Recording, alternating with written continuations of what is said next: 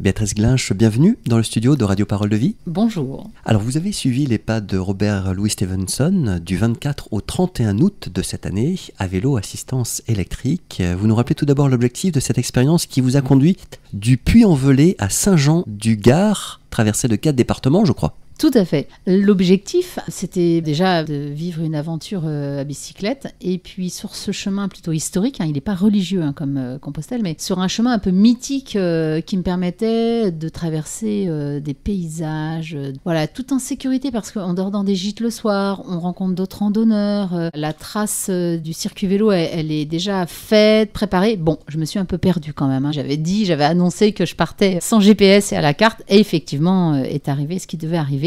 J'ai fait quelques détours supplémentaires. Et est-ce que ces détours ont été salutaires? C'est-à-dire, ils vous ont permis de voir du paysage ou de rencontrer des gens? Eh bien, exactement, parce qu'en fait, j'avais aussi des petites histoires à raconter, puis parfois je m'arrêtais pour me remettre sur la bonne trace. Et là, oui, je suis tombée sur quelques personnes intéressantes.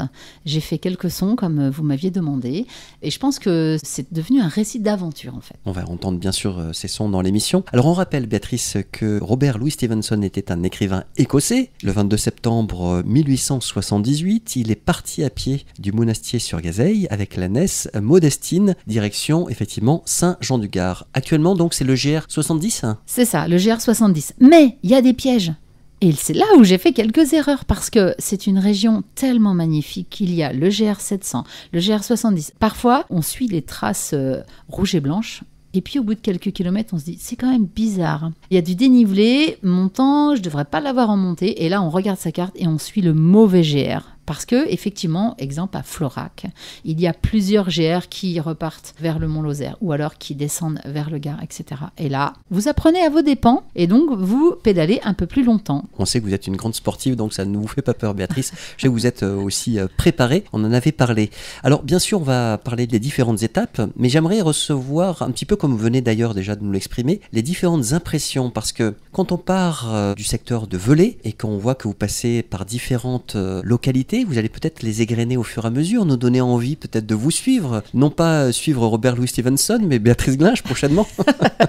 En fait, c'est vrai que allant de temps en temps en Auvergne, j'avais imaginé qu'autour du Puy-de-Dôme, bon, il y avait des volcans. Et puis là, tout d'un coup, au cours de ma première étape qui m'a amené du Puy-en-Velay, donc le Bouchet Saint-Nicolas, je suis passée par le Monastier sur Gazeille et là, je voyais des volcans partout. Et ça continuait. Et surtout le sol, et notamment le sol du premier gîte, c'était comme du benko qu'on écrasait. Et j'ai appris par la suite que c'était donc des scories, en fait, des rejets volcaniques qu'on appelle pouzzolanes. Et là, je me suis dit, je suis vraiment sur une autre planète. Je suis comme si j'étais sur la Lune. Je marche sur un sol complètement incroyable. Et c'est là que j'ai découvert qu'il y avait des volcans aussi ailleurs, en plus du Puy-de-Dôme. Oui, alors les noms de localités nous indiquent effectivement la composition du sol. Vous avez parlé de pouzzolanes, mais avant, il y a eu pierrier ou pierrière. Comment on dit? On dit des pierriers. Pourquoi? Voilà. Parce que là aussi, ma première erreur de navigation, c'est d'avoir écouté les gens au Puy-en-Velay qui m'ont dit « Ah, le départ du Stevenson, il est là-haut !» Au lieu de regarder ma carte et de suivre la Loire, j'ai coupé à travers et effectivement il y avait une première grande montée en sortant du Puy-en-Velay. Alors il y avait déjà des randonneurs qui se demandaient pourquoi j'étais là et quand j'ai été confrontée à mon premier pierrier, j'ai d'ailleurs vous ai envoyé une photo si vous pouvez la publier, on verra vraiment qu'il y a vraiment des marches et là j'ai été amenée à soulever mon vélo, soulever la roue avant, soulever la roue arrière. Heureusement qu'il ne faisait que 12 kilos et 3-4 kilos de plus de bagages et là je me suis dit mais c'est peut-être plus simple d'avoir un âne, au moins l'âne on ne le porte pas. Absolument. Alors, l'âne, c'est Alida? Alors, mon premier âne, parce que je m'étais lancé des défis étant toute seule sur ce voyage. Au-delà de la carte sans GPS, je me suis dit ça va pimenter un petit peu ma journée. Et je m'étais dit, bah tiens, tous les jours, je vais me lancer le défi de faire un selfie avec un âne. Et mon premier selfie, mais vraiment très heureux, c'était sur la fin de mon parcours du premier jour. Et là, je tombe sur l'ânesse plutôt, qui s'appelle Alida. Et c'est 3 voyageuses qui l'accompagnaient, ou c'est l'âne qui accompagnait les voyageuses, je ne sais pas trop dans quel sens. Et là, tout d'un coup, elles me disent, elle s'appelle Dalida sans le D. Ok, et donc 1 heure avant d'arriver à mon gîte, je fais mon selfie, je mets pied à terre, je discute avec les voyageuses, c'est les 3 amis qui s'étaient donné le défi et leur arrivait vraiment des anecdotes très cocasses. Et il s'est trouvé qu'on était le premier soir au même gîte. Elle dormait dans une roulotte, moi je dormais dans le gîte. Et donc le matin, j'ai assisté à la toilette, en tout cas à la préparation de l'ânesse Alida. Ah oui, parce que effectivement, on rappelle que Robert Louis Stevenson, lui, était avec l'ânesse Modestine. Vous, Béatrice, c'était avec Alida. Alors, lors de ce périple, la gastronomie n'était pas très très loin. Si je vous dis lentilles vertes du Puy-en-Velay. Fabuleuse. Et d'ailleurs, je vous ai réservé une petite surprise. J'ai enregistré un son qui dévoile les secrets de la cuisson. Et vraiment, ça dure pas très longtemps, hein, ça dure 30 secondes ce petit son. Il faut vraiment écouter. Et vous verriez le soir au gîte, on a donc dégusté des lentilles vertes du Puy. Hein, c'est vraiment une marque AOC. Et on était donc chez des agriculteurs en fait, donc qui faisaient à la fois du porc et donc des lentilles vertes. Et vous savez quoi, les lentilles vertes pour un sportif, mais c'est idéal. On écoute. Donc à l'Arestadou, comment cuisine-t-on les lentilles du Puy ? Alors, la lentille verte du Puy, pour la cuisiner, il faut la mettre dans l'eau froide. Donc, on la fait partir à l'eau froide. Et à partir du moment où ça bout, il faut compter une vingtaine de minutes. On ne sale pas l'eau en début de cuisson, mais en fin de cuisson, parce que sinon, la lentille éclate si on sale au début. Ça, c'est le secret, en fait. Ça, c'est le secret. Et il y a un deuxième secret. Le deuxième secret, c'est que quand on a la cuisson qu'on veut, on goûte et après, on rince à l'eau froide. Comme ça, on finit de couper la cuisson et on les garde fermes comme on veut. Parfait. Merci beaucoup. Donc merci Béatrice pour cette pastille avec les lentilles vertes, mémorable au Puy-en-Velay. Alors, autre secteur, le Gévaudan. Lorsque je vous avais reçu avant votre départ, on avait évoqué la bête du Gévaudan. Est-ce que vous l'avez rencontrée ?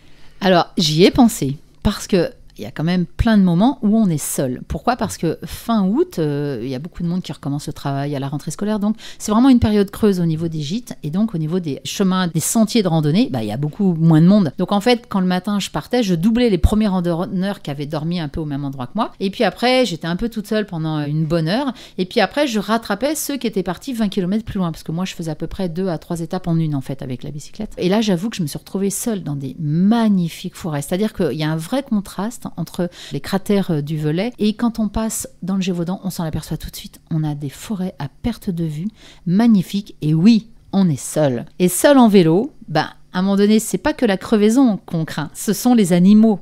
Effectivement, et la bête du Gévaudan, on en avait parlé avant de partir, j'y ai pensé. J'ai pensé à vous, Jean-Christophe, à ce moment-là, même à plusieurs moments d'ailleurs. Donc le Gévaudan, il est question de rencontre aussi. Si je vous dis Delphine, ça vous parle ? Ah, Delphine. Alors, j'étais en train d'attendre à Langogne un réparateur vélo parce que, ayant fait du pierrier avec mon vélo n'a pas aimé. Le dérailleur a commencé un peu à faire sauter les vitesses, donc j'attendais et tout d'un coup, je vois arriver une jeune femme à bicyclette, mais un vélo de ville, quoi, super lourd, avec des sacoches et tout. Et elle avait un souci de batterie, de GPS, elle cherchait une pile, etc. Donc on commence à discuter et puis on s'est retrouvés un petit peu plus loin d'ailleurs sur le secteur. Elle m'a pris en photo en train de traverser un petit gué. Et puis le soir, on était au même gîte. Donc on a eu le temps de discuter, mais franchement, Delphine, très courageuse, de partir avec un vélo d'environ 20 kilos, plus de sacoches de 10, imaginez à la fin, ça fait 40 kilos. Et vous elle sentiez aussi, légère à côté, Béatrice ? Ah mais moi je me suis dit en fait je suis pas si mal que ça. Et quand on s'est raconté notre début de parcours, toutes les deux on a fait la même erreur, on s'est trompé de parcours, on n'a pas pris le chemin cycliste, on a pris le chemin piéton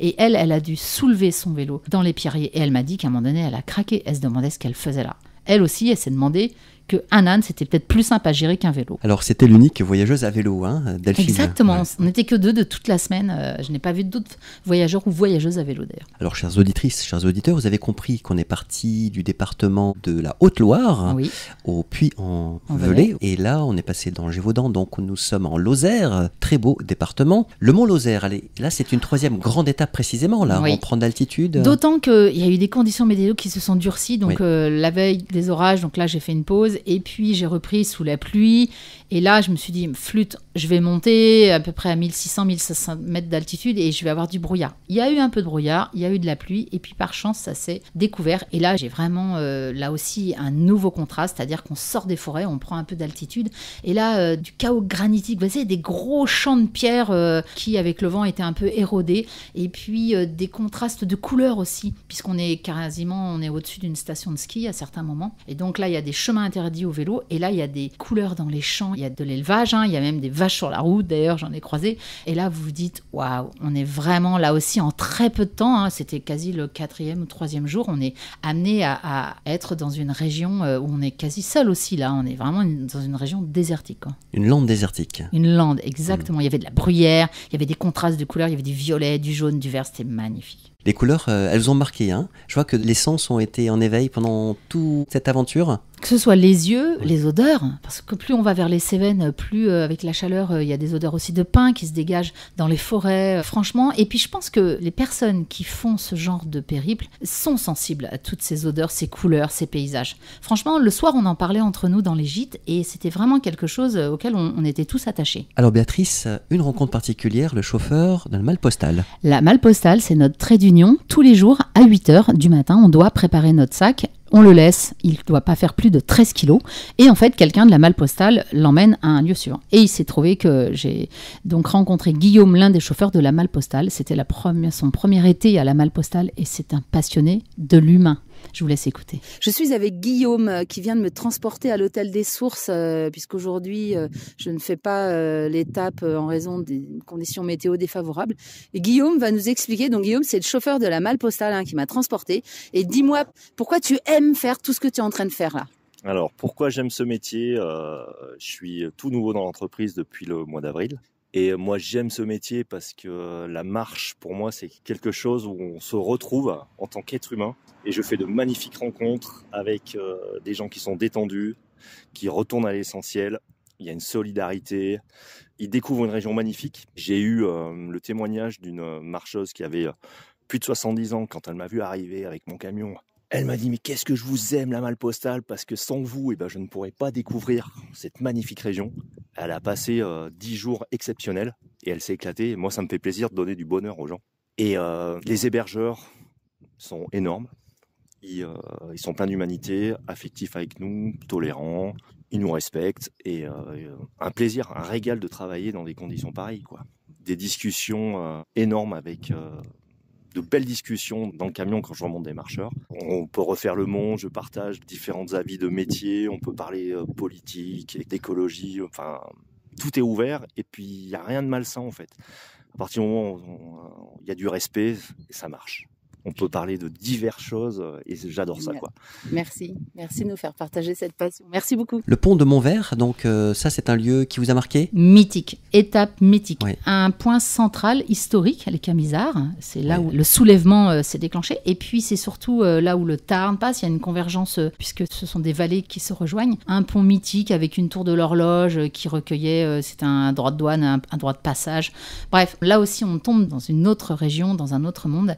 Et en plus, j'ai dormi dans l'auberge où Stevenson himself s'est arrêté. Qu'est-ce que vous avez ressenti quand vous c'était drôle parce que mon vélo, vous savez quoi, quand vous êtes comme ça dans des maisons de ville qui sont vraiment coincées d'un côté par la rivière et puis de l'autre côté par les autres maisons, bref, il y a des petits tunnels qui accèdent à la rivière et dans ce petit tunnel, il y avait une porte en bois. Et toujours, on se demande, quand on visite les villages un peu médiévaux, on se dit « Ah, qu'est-ce qu'il y a derrière cette porte ?» Là, j'ai mis mon vélo. Il y avait direct une prise électrique pour brancher ma batterie, etc. Et là, je suis rentrée vraiment au cœur du... Et puis, ce gîte, il est vraiment beau, vraiment bien aménagé, quoi. L'auberge des Cévennes. Alors, les Cévennes, effectivement, ça y est, on y est. Réparation de vélo à Florac.